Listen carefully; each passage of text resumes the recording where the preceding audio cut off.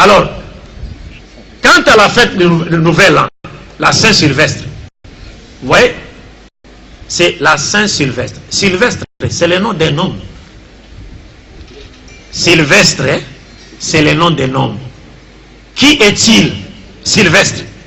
Et pourquoi mérita-t-il cet honneur de lui attribuer la journée du 31 décembre au 1er janvier? Pourquoi? Qu'a-t-il fait pour mériter cet honneur?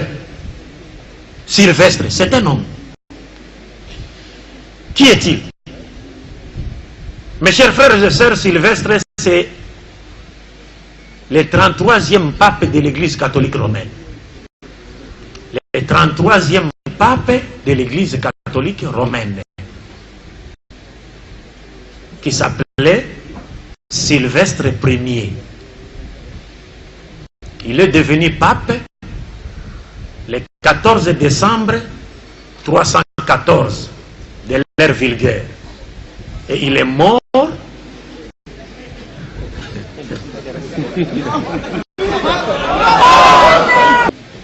et le 33e pape de l'Église catholique romaine. Il est né un 31 décembre, le 13 décembre 314, si je ne m'abuse, 13 ou 14 décembre 314 de l'ère vulgaire.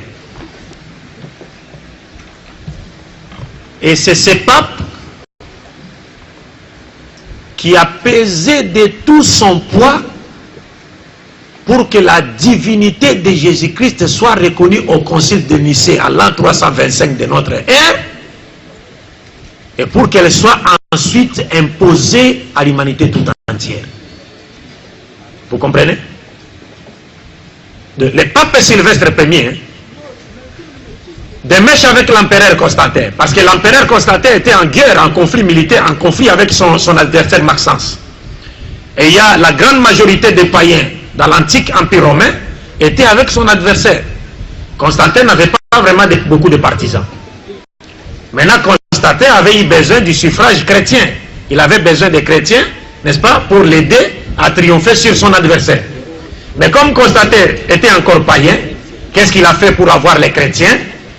Et il s'est réveillé un jour le matin, il a organisé, il a convoqué les chrétiens, et il leur avait dit, Dieu m'a fait voir ce soir, dans un rêve, il m'a montré une croix, et il a dit, par cette croix tu vaincras. Vous comprenez? C'est comme aujourd'hui, un président kafir, il se réveille le matin, dans un pays à consonance musulmane, il nous dit, Dieu m'a fait voir dans un rêve cette nuit, il m'a montré le Coran, et il m'a dit que si je m'attachais au Coran, je vaincrais tous mes ennemis. Qu'est-ce qu'on va dire? Takbir. Qu'est-ce qu'on va dire? Mais on va dire, c'est fini. Dieu vient de choisir qui? Le président. Donc nous devons le soutenir. C'est ce que Constantin a fait. C'était un grand politicien. Il savait très bien qu'en faisant cela, comme la croix était l'expression séculière de l'église chrétienne, c'était le symbole du christianisme, en disant cela aux chrétiens, tous les chrétiens qui étaient persécutés par des empereurs romains verront à Constantin leur sauveur.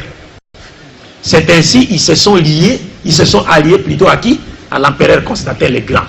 Et effectivement, Constantin a eu le dessus sur Maxence, il est devenu l'empereur fou de l'empire romain. Mais il continuait à adorer son dieu soleil, au lieu de se convertir au christianisme. Et il avait sa bague de dieu soleil. Et celui qui avait imposé aux chrétiens la journée de dimanche. Les chrétiens ne se reposaient pas le dimanche. Le repos du dimanche n'est pas biblique. Nulle part la Bible ne demande aux chrétiens de se reposer le dimanche. C'est l'empereur Constantin qui nous a imposé le dimanche. Parce que c'était le jour où il adorait son dieu soleil. C'est pourquoi le dimanche est appelé en anglais Sunday, le jour du soleil. C'est-à-dire le jour où on adorait le dieu soleil. Et voilà qu'aujourd'hui le dimanche est imposé même aux musulmans. Alors que les Chinois continuent à travailler tous les jours. Tous les jours ils travaillent.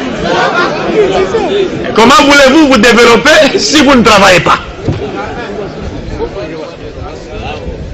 Et dans certains pays en consonance musulmane, Les gens se reposent même les samedis, alors que les samedis n'est réservé qu'aux juifs. Donc nous sommes à la fois des musulmans, des juifs et des chrétiens.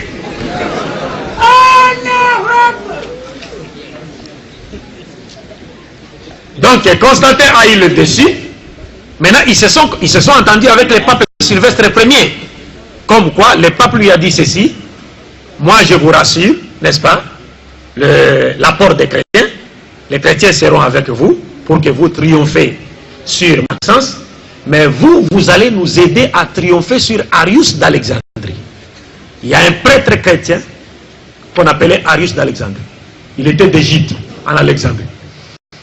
C'est le premier prêtre qui s'est opposé à l'église catholique romaine et qui a réfuté la divinité de Jésus. C'est le seul prêtre qui a dit à tous les chrétiens de tout l'Empire romain que Jésus-Christ n'était pas Dieu. Et que celui qui disait de Jésus Dieu, s'était écarté de l'évangile authentique que le Christ avait prêché. Maintenant, il a constitué un grand danger pour l'église catholique romaine. Parce qu'il a fait des victimes de la vérité. Les gens se sont attachés à lui. Il y a des prêtres même qui sont devenus des adeptes de qui? Darius d'Alexandrie. Maintenant, lors du concile de Nicée, ce concile a été convoqué pour faire quoi? Pour mettre fin au problème qu'avait posé Arius.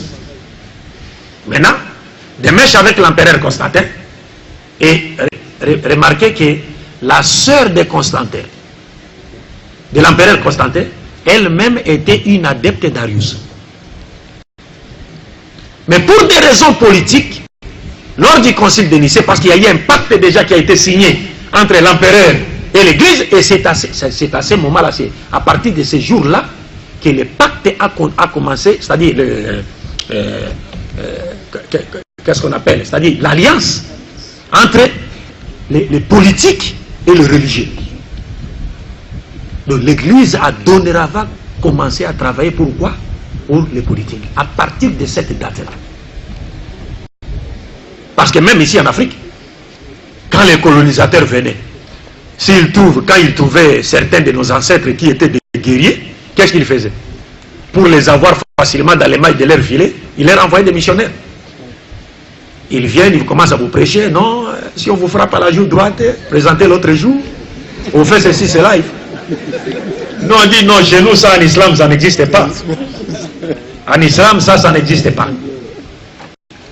Et on vous dit non, il faut pardonner, ceci, cela. Oui, le pardon est enseigné en islam. Mais l'islam veut qu'on pardonne en position de force. Lorsque Mohammed est triomphalement rentré à la Mecque, il était en position de force.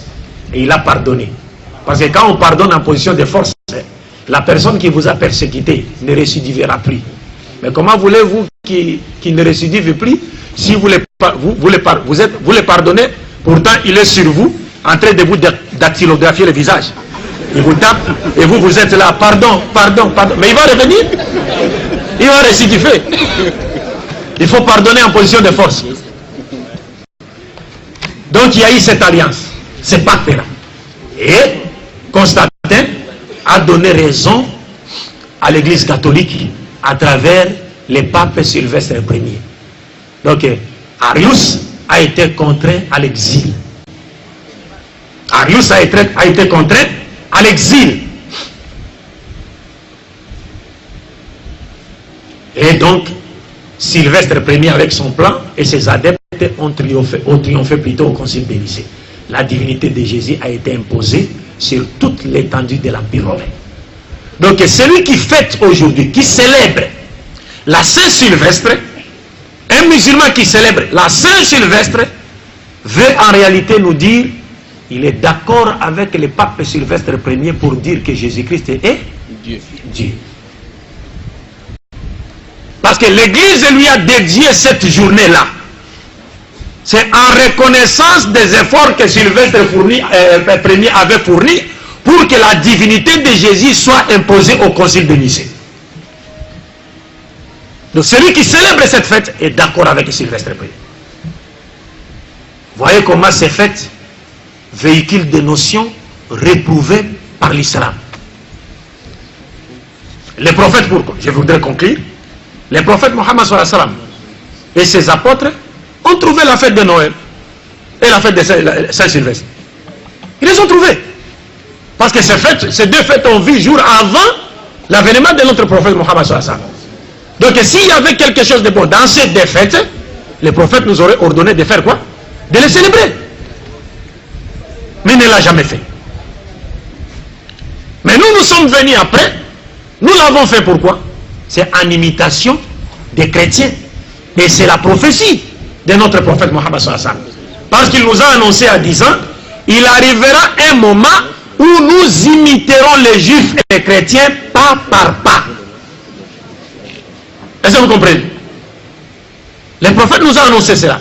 Il arrivera un moment où nous imiterons les juifs et les chrétiens pas par pas. Nos femmes cherchent à s'habiller comme leurs femmes, n'est-ce pas? Nos hommes cherchent à s'habiller, à se comporter comme leurs hommes. Cela est arrivé aujourd'hui.